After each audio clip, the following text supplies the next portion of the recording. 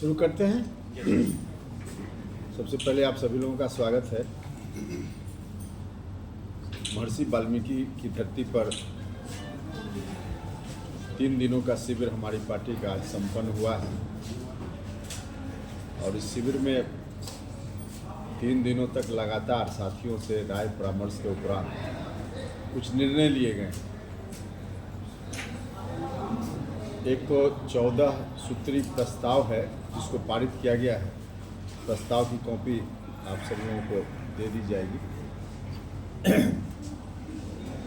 उन प्रस्तावों में एक विशेष चर्चा हमने की है, निर्णय लिया है।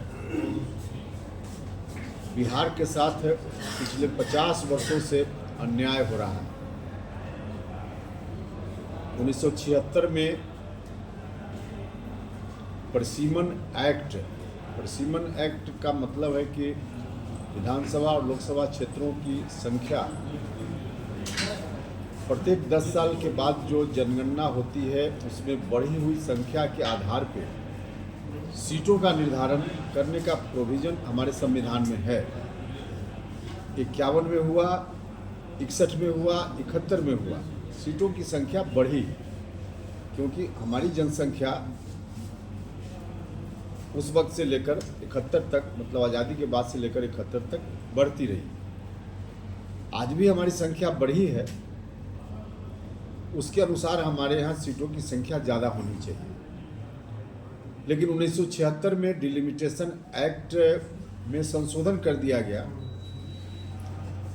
और उस संशोधन के माध्यम से ऐसी व्यवस्था बना दी गई कि अब जनसंख्या के आधार पे सीटों की संख्या नहीं बढ़ती है। एक्ट में संशोधन करके रोक लगा दी गई संख्या बढ़ाने के मामला। तो जो संख्या 1971 में निर्धारित हुई वही संख्या आज भी है, जबकि हमारा संविधान, मूल संविधान कहता है कि बढ़ी हुई संख्या के आधार पर सीटों की संख्या बढ़नी चाहिए थी।